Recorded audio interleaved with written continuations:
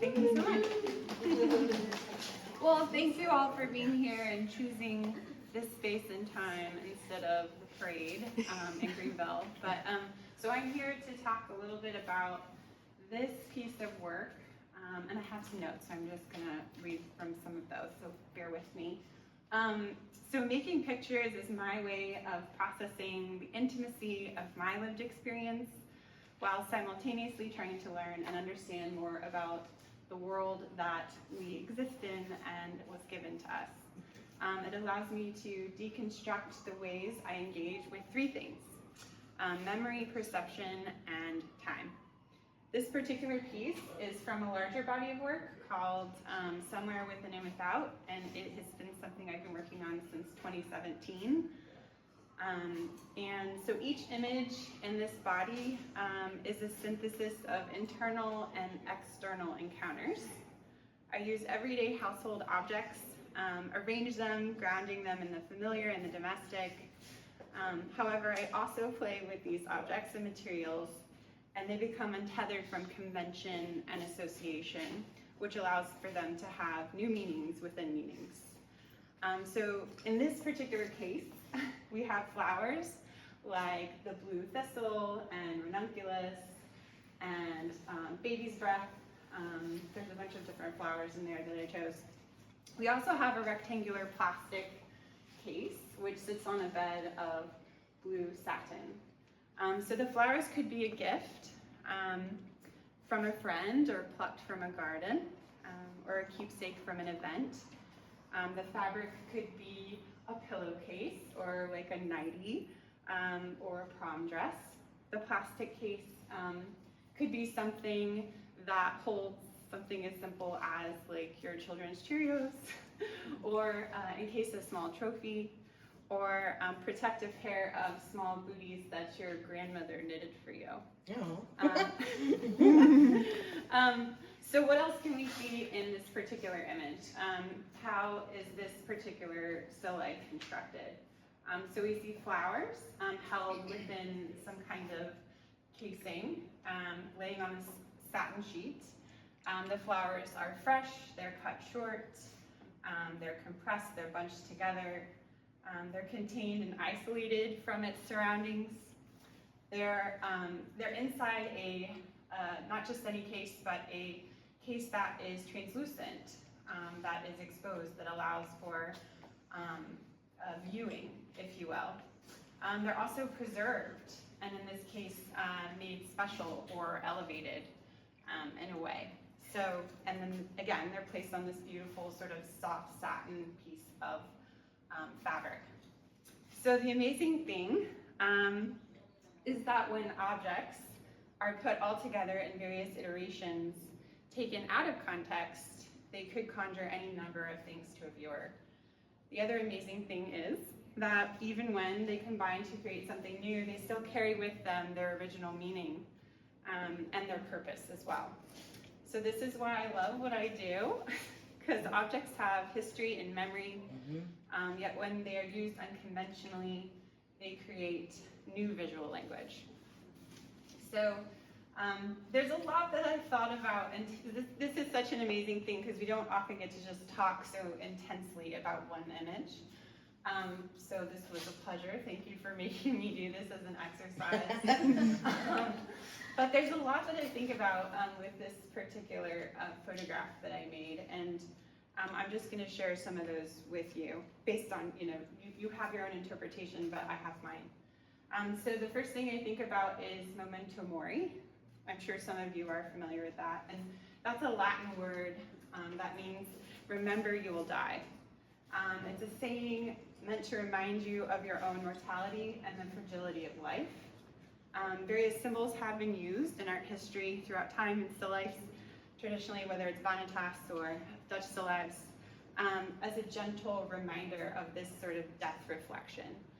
So some of those tropes are like skulls, clocks, the hourglass, candles that are almost completely snuffed out, fruit in its various stages, as well as flowers. So however, this particular image also alludes to the history of funerary practices and the origin of flowers and the presence in those ceremonies. So flowers were brought in as a means to conceal those things that were unwanted, like odor, decay, and death. We often think of it now as a means to show respect, love, care, condolence, to say those things that we can't say in words. But the original meaning was to actually hide something. So I'm kind of subverting that by showing it. So for me, this image is also, inextricably bound to the pandemic. How could it not be? It was made during that time, and we all experienced such global loss in terms of lives, but also personal loss, and each experienced in their own way. So loss of time and loss of experiences we could have had with loved ones, time or conversations we could have had in person.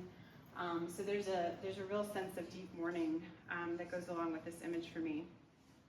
So I want to I want to bring your attention not just to the objects within or the context in which this image was made, but the title. So it's not next to it, which is fine. It's on that sheet of paper at the front, but the titles are really important for me in this particular series of work. I choose them based on research that I do, and also just wordplay, really. So some of those are drawn from texts that I read. But so this one is called The Extended Present. And I chose it because it's actually, if you listen to it, it seems pretty intuitive and how to understand that. It seems pretty easy. But it's actually drawn from a book that I was reading at the time by an Italian theoretical physicist.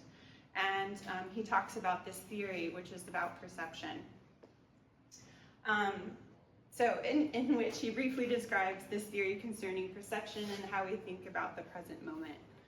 So it claims that there's a kind of subjective or experience present that encompasses information on a time scale of a few seconds. Hello, welcome. The best way to describe this would be to talk about music. So say for instance, Beethoven's Fifth Symphony. I don't know if you're familiar, but so when the last and eighth chord of a piece of music is heard, the argument is that it is heard not just as an isolated chord, but in context of 7 chords that precede it. So although those 7 chords are strictly speaking in the past and no longer perceived, they seem somehow to be present in the mind, and as a context that influences perception of that last chord. So in a sense, what this theory is saying is that in the present moment, our perception is tied to the moments leading up to it, which gives the current moment so much meaning. So I love thinking about this concept in terms of how I experienced life at the time I was making this image. Extrapolated. I take, obviously artistic license because I'm talking about music, but I'm fascinated, with this idea that all of the moments or all of the time or all of the experience that we live can lead up to the particular moment we live in, and that changes meaning and gives our lives meaning. So anyway, so I guess I'll just stop there, but I hope this gives you a little glimpse into a little bit more about this photograph, and I'm so excited to hear more from, I don't know who's next, but great. Thank you. Does anybody have any questions for Meg or any comments? Did you play with the satin to make it look so pretty, or did you just lay it down and it happened? I'm just curious because yeah, I'm curious. Yeah, it's super spectral, right? It really does pick up light. So yes, yes. The process is usually I find a place that has really amazing light, and then I just like a little squirrel will bring all of my objects to that place, and yeah,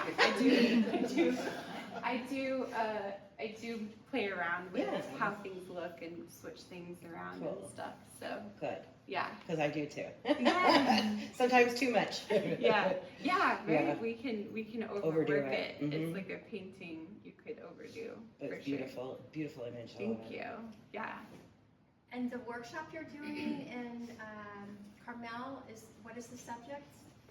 It's called Object as Metaphor, a Still Life Workshop. So it's essentially talking about all these things and trying to dive a little bit deeper into not just, say for instance, like a object that's been passed down by a family member and trying to use that in an image, but sourcing images based on your ideas, or sourcing objects based on your ideas, and then sort of bringing them together as like a little alchemist and seeing how those things play off one another to create like new meaning for viewers. Yeah. Yeah. Will you talk about your choice of how the work is displayed? It's one of the few pieces that doesn't have a frame. Oh. In the gallery, and I really like how it's like just floating. But Yeah. So that's an interesting question because when I first started working on this series, everything was matted and framed. And then during the pandemic, I actually started to feel that the frame was too confining. And I think that has something to do with my experience in that time of being like isolated and bound and confined and framed and just sort of inside something. And the sort of concepts or themes or things that I started to think about during that time period were really feeling more infinite and like boundless and much more existential. And I really love the idea of like not like confining that. But that's a really good question because that was definitely a shift for me. Anyone else? Are you shooting digitally? I am. So when you're composing, are you looking at the image on the back and composing, or are you composing outside of the camera? Or both? So am I looking through the viewfinder versus like the LCD screen? I'm looking through the viewfinder. Yeah.